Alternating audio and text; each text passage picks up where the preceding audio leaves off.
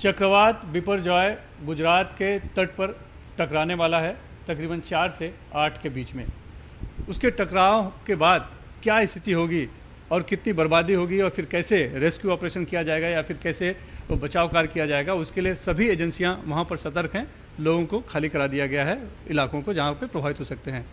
इसी तरह से पश्चिम रेलवे भी सतर्क है, क्योंकि पश्चिम रेलवे का एक बड़ा रूट जो है समुद्र किनारे वहाँ से होकर गुजरता है, जिसके कि नुकसान होने की एक तरह से आशंका बनी हुई है। लिहाजा पश्चिम रेलवे के हेडक्वार्टर में, जहाँ मुंबई में है, जहाँ पर फिलहाल हम हैं, और यहाँ पर एक वॉर रूम बनाया गया है, कंट्रोल रूम बनाया गया है, और बाकायदा यहाँ से नज़र रखी जा रही है कि जब भी अगर कुछ आपात स्थिति होती है या कुछ खराबी आती है या अगर नुकसान होता है तो यहाँ पर लोग मॉनिटरिंग कर रहे हैं, नज़र रखेंगे और सीधे जो वहाँ पर मौके पे मौजूद है जो टीम रिजर्व रखी गई है उनको काम पर लगाया जा सके। तो जैसे यहाँ पर फिलहाल हम देख रहे हैं कि ये बड़ी स्क्रीन लगाई गई है, यहाँ पर जो चक्रवात है बिपरजॉय उसकी स्थिति देखी जा रही है। अभी ये जो कि ज़मीन से यानी तट से बहुत ज़्यादा दूर है। इसके अलावा देखिए इस तरह के रूट मैप है कि जहाँ पे कहाँ प्रभावित हो सकता है और कैसे आगे चलकर, और ये पूरा यहाँ से सभी लोगों से कनेक्ट होंगे और जो काम में, राहत कार्य में या फिर निर्माण कार्य में तेजी आए, उसके लिए हर सभी सेक्शन जो है वो वहाँ के आसपास के जो विभागीय लोग हैं रेलवे के, वो लोग यहाँ पर अलर्ट मोड में हैं, जो कि ताकि तुरंत सभी लोग काम पर लग सके, अपना बचाव कार्य में जुट सके। हमारे साथ इस संबंध में बात करने के लिए पश्चिम रेलवे के CPRO सुमित ठाकुर जी हैं। सर, ये आप लोगों ने, हमने देखा कि पूरा कंट्रोल रूम बना रखा है, वॉर रूम भी हम कह सकते हैं, और हर तरह के यहाँ पर स्क्रीन लगाई गई है, नज़र रख रहे हैं। तो कैसे आप लोग नज़र रख रहे हैं और फिर कैसे राहत कार्य करेंगे और क्या आशंका है आप लोगों को? बिल्कुल, जो साइक्लोन बिपरजॉय है जिसकी आज शाम को जो सौराष्ट्र और कच्छ इलाके में लैंडफॉल की संभावना है, उसको देखते हुए पश्चिम रेलवे पूरी तरह से तैयार है। और ये हमने एक वॉर रूम यहाँ गठित किया है चर्च गेट हेडक्वार्टर में, जहाँ पे आप देखेंगे कि तो लगभग 10 ऑफिसर जो डिफरेंट डिपार्टमेंट्स हैं उनकी ड्यूटी है और वो कंटिन्यूसली इस साइक्लोन पे नज़र रख रहे हैं। डिफरेंट सोर्सेज से हम लोग फीड कर रहे हैं। IMD की साइट है, जो विंडी साइट है, US नेवी की भी साइट है, उससे भी कंटिन्यूसली मॉनिटर कर रहे हैं। तो ये एक तो पहले उसकी साइक्लोन के मूवमेंट को ट्रैक किया जा रहा है। उसके अलावा जो हमारे जो मोस्ट अफेक्टेड पोर्शन है वो आप देखें अगर इस स्क्रीन पर तो ये पश्चिम रेलवे जो है यहाँ से मुंबई से अहमदाबाद होते हुए दिल्ली तक जाती है, तो कौन सा रूट इससे प्रभावित हो रहा है वो पहले आप बताइए मुझे। पश्चिम रेलवे जो हमारा है वो मोस्टली कवर करता है मुंबई से जो दिल्ली के कुछ हिस्से को, हमारा नागदा तक सेक्शन है, और गुजरात के पूरा गुजरात कवर करता है, पार्ट्स ऑफ महाराष्ट्र और कुछ राजस्थान के हिस्से हैं। तो हमारा जो अफेक्टेड पोर्शन है वो कच्छ और जो सौराष्ट्र का बेल्ट है वो है। तो पहले मैं ये साफ कर दूं कि मुंबई से दिल्ली वाला रूट कहीं से कहीं प्रभावित नहीं है, वो अपना चल रहा है आबाद गति से। मुंबई दिल्ली रूट में भी हम लोग अलर्ट पे हैं, लेकिन वहाँ पे गाड़ियाँ कैंसिल नहीं हुई है। वहाँ पर भी हम लोग बिल्कुल अलर्ट में हैं कि अगर किसी तरह की कोई संभावना या विंड स्पीड बढ़ती है तो अगर कुछ गाड़ियों की रेगुलेट करने की ज़रूरत पड़े तो की जाएगी, लेकिन अभी वो रूट बिल्कुल सुचारू रूप से चल रहा है। अब हम आते हैं सौराष्ट्र की तरफ, जो प्रभावित क्षेत्र है। हाँ, सौराष्ट्र जो प्रभावित क्षेत्र उसमें जो मोस्टली जो अफेक्टेड जो डिविजन्स हैं, अगर देखें तो ये राजकोट का क्षेत्र है।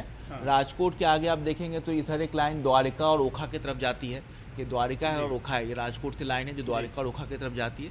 सिमिलरली आप इस तरफ नीचे की तरफ नज़र डालेंगे तो ये आपका सोमनाथ वेरावल का स्ट्रेच है, ये पोरबंदर का जो इलाका है यहाँ पर। और ऊपर आप देखेंगे तो ये जो लाइन अहमदाबाद से निकल के आती है कांडला पोर्ट की तरफ, नालिया की तरफ, ये वाला जो पोर्शन है ये कांडला पोर्ट यहाँ पे आपको देखेंगे, ये मुंद्रा पोर्ट है यहाँ पे देखेंगे। इधर जो लाइन आती है हमारी ये पोर्शन जो है मोस्टली अफेक्टेड है। 76 जो गाड़ियाँ हैं, मेल गाड़ियाँ जो रद्द कर दी गई, वो इसी क्षेत्र की हैं। हाँ, इधर सौराष्ट्र कच्छ आने वाली 76 गाड़ियों को हमने कैंसिल किया है अभी, और 36 गाड़ियों को शॉर्ट टर्मिनेट किया है, 31 को शॉर्ट ओरिजिनेट किया है। टोटल सर्विसेज की बात की जाए तो कुछ मीटर गेज का भी सेक्शन है, तो 296 सर्विसेज हमने अब तक कैंसिल की है इस रूट में। और उसके अलावा फ्रेट ट्रेन के मूवमेंट को भी, क्योंकि वहाँ पोर्ट्स भी काफ़ी हैं, लोडिंग होती है, तो उन इलाकों में हमने फ्रेट मूवमेंट को भी कैंसिल किया है। ये तो हुआ जो एहतियातन जो कदम उठाए गए हैं ताकि कम से कम नुकसान हो सके, लेकिन अगर नुकसान हो जाता है तो किस तरह की तैयारी है?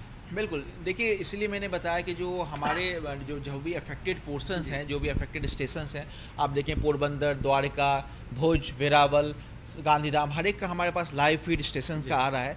इन स्टेशन पे सफिशिएंट मैन एंड मटेरियल हमने पहुंचाया है। सीनियर ऑफिसर्स वहां पे जो हमारे एडीआरएम्स हैं, जो सीनियर एडमिनिस्ट्रेटिव ग्रेड के ऑफिसर्स हैं, वो वहां पे बिल्कुल तैनात हैं। 2500 के आसपास हमने लेबर अभी ऑलरेडी डिप्लॉय कर दिया। उसके अलावा जो हेवी अर्थ मूविंग मशीनरी होता है, जैसे भी आपके ट्रैक रिपेयर के पोकलेन या फिर बॉक्सन में भर के जो रबल या फिर क्वेरी डस्ट जैसे मटेरियल भी वहाँ पे पहुँचा दिए गए हैं। इसके अलावा ऑल्टरनेट कम्युनिकेशन नेटवर्क भी बहुत ज़रूरी है, क्योंकि अगर मोबाइल नेटवर्क फेल होता है तो जो VHF हो या फिर सैटेलाइट फ़ोन हो, इमरसेट हो, उसके थ्रू कम्युनिकेशन इस्टेब्लिश किया जा सके।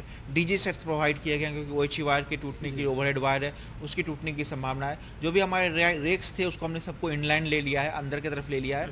और एक कुछ को हमने लोकोज रखे हैं जो कि डीजल से रन होंगे, डीजल उसमें भर के रखा, और 2-3 कोचिंग रेक्स भी रखे हैं इन केस ऑफ इवैक्यूएशन अगर हमें ज़रूरत पड़े।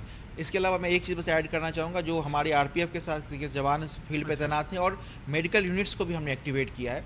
जो हमारे रेलवे के मेडिकल के जो डिवीज़न में हमारे हेडक्वार्टर में जो मेडिकल यूनिट्स होती है, फील्ड में जो हेल्थ सेंटर्स होते हैं, उन सबको एक्टिवेट किया है। वहाँ पर डॉक्टर्स की ड्यूटी लगाई है, बेड्स की व्यवस्था की है, और मेडिकल जो बेसिक सामग्री होती है मेडिकल से रिलेटेड उसको दिया है वहाँ। यानी तैयारी पूरी है हर तरह की स्थिति से निपटने के लिए। लेकिन मान लीजिए अगर नुकसान हो जाता है, मान लीजिए रेल पटरी बह जाए, वॉश आउट हो जाए, तो कितना वक्त लगेगा सब कुछ फिर से पटरी पर लाने के लिए? बिल्कुल, इसीलिए जो हमारा वॉर रूम है इसको कंटिन्यूसली मॉनिटर कर रहा है। अगर ऐसी कोई संभावना आती है कि कहीं कुछ कहीं ट्रैक पे अगर किसी पेड़ के गिर जाने से या फिर कहीं वॉश आउट हो जाने से कुछ व्यवधान उत्पन्न होता है, तो हमने डिफरेंट लोकेशंस पे, इसलिए ट्रेन के अंदर जो बॉक्सन वैगन्स होते हैं उसके अंदर हमने रबल्स, क्वेरी डस्ट मटेरियल्स ये भर के रखा है। रिलीफ ट्रेन हमने रेडी करके रखा है।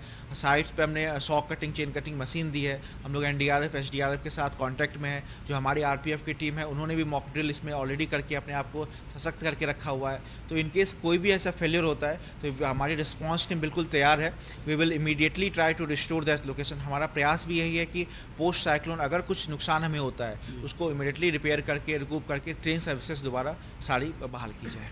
धन्यवाद सर बात करने के लिए। तो पश्चिम रेलवे की तैयारी पूरी है और कोशिश यही है कि अगर कुछ नुकसान होता है तो तुरंत वहां पर चलकर उसको ठीक कर लिया जाए।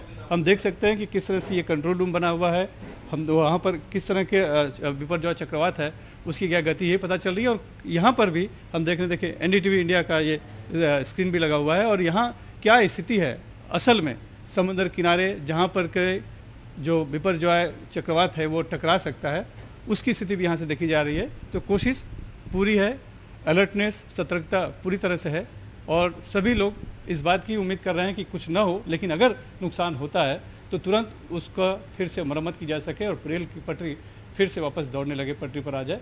इसकी पूरी कोशिश पश्चिम रेलवे की तरफ से यहाँ पर मुंबई में हेडक्वार्टर में की गई है। मुंबई से cameraman Praveen Rohit Sunil Singh, NDTV India के लिए।